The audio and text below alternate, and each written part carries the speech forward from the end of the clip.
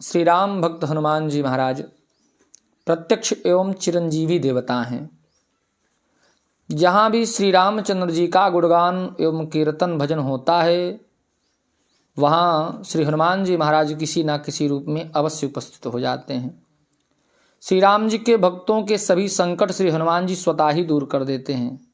फिर यदि हनुमान जी की ही आराधना की जाए तो संकट दूर हो, इसमें आश्चर्य करना नहीं चाहिए। श्री हनुमान जी की उपासना से कठिन कार्य साधक के सिद्ध हो जाते हैं। कोई बंधन में बंधा व्यक्ति हो, कारागार आदि में, तो बंधन से मुक्त हो जाता है। भयभीत व्यक्ति भय से रहित हो जाता है। दरिद्र व्यक्ति को धन की प्राप्ति होती है। यह बात बिल्कुल सत्य है, इसमें संशय नहीं किया जा सकता है। हनुमान चालीसा का पाठ करने से विद्यार्थी को विद्या ज्ञान विवेक की प्राप्ति होती है। धन की इच्छा करने वाले साधक को धन की प्राप्ति होती है, स्थिर लक्ष्मी की प्राप्ति होती है। जिस कामना से भी हम हनुमान जी की आराधना करेंगे, हनुमान चालीसा का पाठ करेंगे, वह कामना अपनी पूर्णता को प्राप्त होगी। श्री हनुमान चालीसा का पाठ साधारण रूप में हम आपको बता रहे हैं कि स्नानाद से निवृत्त होकर के, संध्या बंदन आदि से निवृत्त होकर के पूजन कक्ष में श्री हनुमान जी महाराज का विग्रह, श्री सीताराम सरकार की विग्रह को के सामने बैठ करके श्री हनुमान जी महाराज का यह चालीसा पाठ करें। हनुमान चालीसा के पाठ का प्रारंभ किसी भी शनिवार या मंगलवार के दिन करें तो बहुत अच्छा है। चतुर्दशी तिथि प्राप्त हो जाए तो और भी श्रेष्ठ है। इसमें और किसी मुहूर्त की आवश्यकता नहीं है। जब भी आपके अंदर श्रद्धा की जागृति हो तभी यह अनुष्ठान आप कर सकते हैं।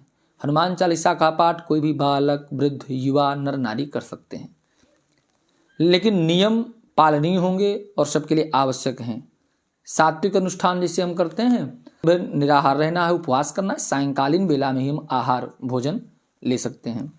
श्री हनुमान जी की साधना अन्य देवताओं की उपासना से अत्यंत सरल है, तथा कुछ नियम अवश्य पालनीय होते हैं, तभी अनुष्ठान का हम पूर्ण लाभ प्राप्त कर सकते हैं।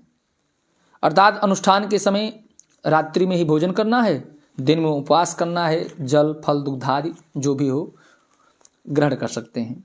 तख्ता पर शयन करना चाहिए या पृथ्वी पर शयन करना चाहिए। स्त्री के साथ शयन नहीं करना चाहिए। ब्रह्मचर्य व्रत के नियम को धारण करना चाहिए। यदि पाठक स्त्री हो तो वह पुरुषों के सन्निकट न जावे। संभव तो अनुष्ठान काल में घर से बाहर न जाकर के साधना करें तो ज़्यादा लाभ मिलेगा। लाल वस्त्र ही धारण करना चाहिए। हो सके तो बिना सिला हुआ, नहीं तो लाल वस्त्र हो चाहे सिला ही हो।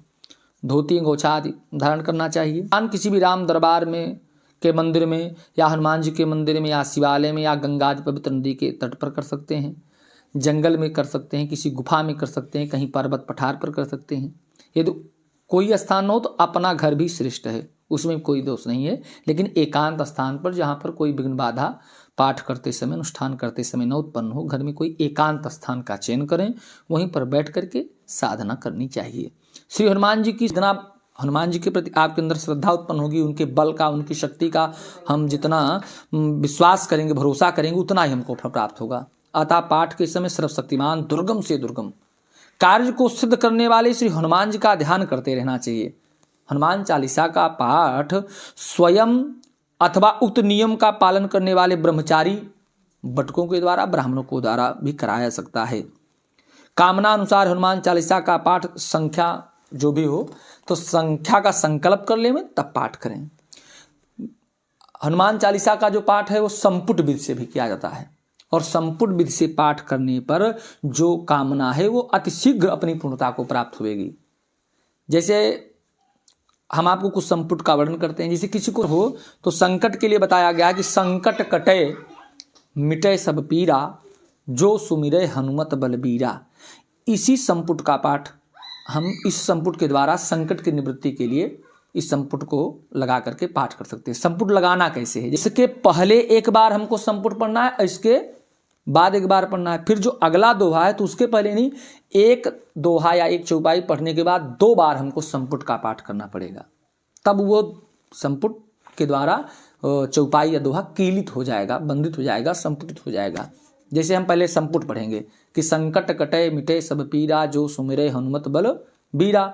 फिर बोलेंगे श्री गुरु चरण सरोज रज निज मन मुकुर सुधार बरन रघुबर विमल जस जो दायक फलचार। इसके बाद फिर 2 बार संपुट पढ़ेंगे हम कि संकट कटय मिटे सब पीरा जो सुमरे हनुमत बलबीरा, संकट कटय मिटे सब पीरा जो सुमरे हनुमत बलबीरा।